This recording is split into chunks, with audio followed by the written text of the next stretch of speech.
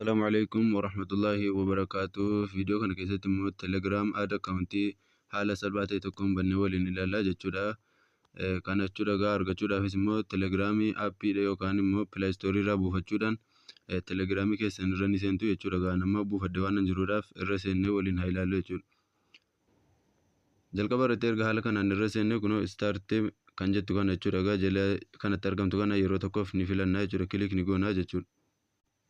Erga haala kanaan itti buuneeti kunoo continue jenna sana booda allow ni goona hayyama yoo nu gaafate yoo immoo hayyama nu gaafanne iyyuu gara kanatti nu dabarsaa jechuudha.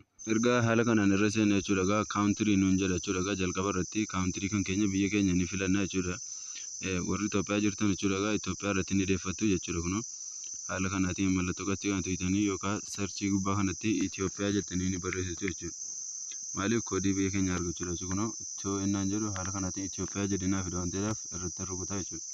Sana booda bakka kanatti jechuudha egaa lakkoofsa bilbilaa keessa ni barreessitu jechuudha. Lamaffaa kana irratti kunoo bakka duwwaa isin gaafatu kanatti jechuudha.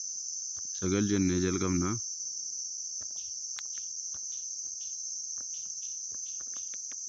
Ankiyya kunoo haala kanaatiin barreeffadheetan jira. Sana booda mallattoo kana jechuudha egaa ni filannaa jechuudha. Sana booda kunoo edit yookaan yes nuun jedhaati kan inni jiru jechuudha. Egaa kan jalqaba irratti argamu kun lakkoofsi keessan kun sirriidha moo sirrii miti kan jedhu yoo sirrii ta'e yes kan jettu kana filattu jechuudha. Yoo sirrii hin taane immoo edit kan jettu kana filattanii jijjiirrachuudha dandeessu jechuudha. Nama lakkoofsi kiyya kanuma waan ta'eedhaaf yes kan jettu kana yeroo tokko nan filadha jechuudha.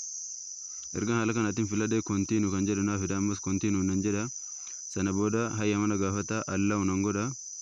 Sana booda niyyuu jechuudha egaa ni barbaada jechuudha. Kunoo barbaaduutti jira jechuudha. Amma barbaadee amma phone verification naaf erguudhaaf jira jechuudha. Automaatikaalii lakkoofsa kana irratti dawwaluudha danda'u jechuudha. Yookaan meseejii nu ergu waan ta'eef xiqqoo isin eeyyinaa jechuudha.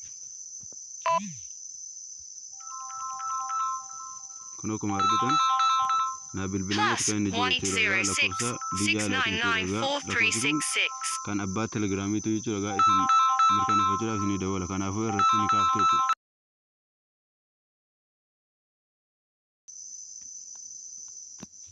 Kunoo xiqqoo jechuudha egaa ni obsina jechuudha. Amma daqiiqaa lakkaa'aatti kan inni jiru jechuudha. Daqiiqaa tokkoof sekoondii 14 13 12 irra jira jechuudha. Lakkaa'ee hanga inni fixutti xiqqoo isin obsinaa jechuudha.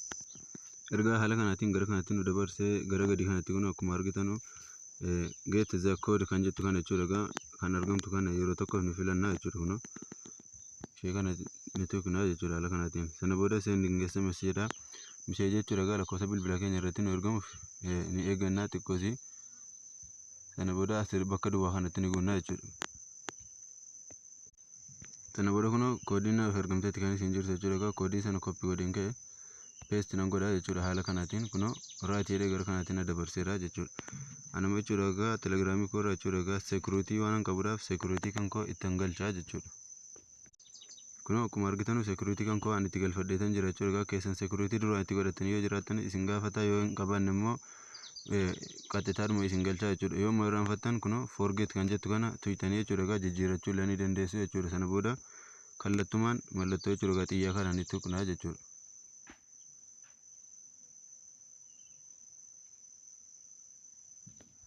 Kunoo akkuma argitanu haala jechuudha egaa salphaa ta'een bananneeti kan nuti jiru. Eeyyama yoo nu gaafate allow ni goona. Sana booda kunoo kallattumaan irra nu galcheeti kan inni jiru jechuudha. Haala kanaatiin banatanii fayyadamuu dandeessu.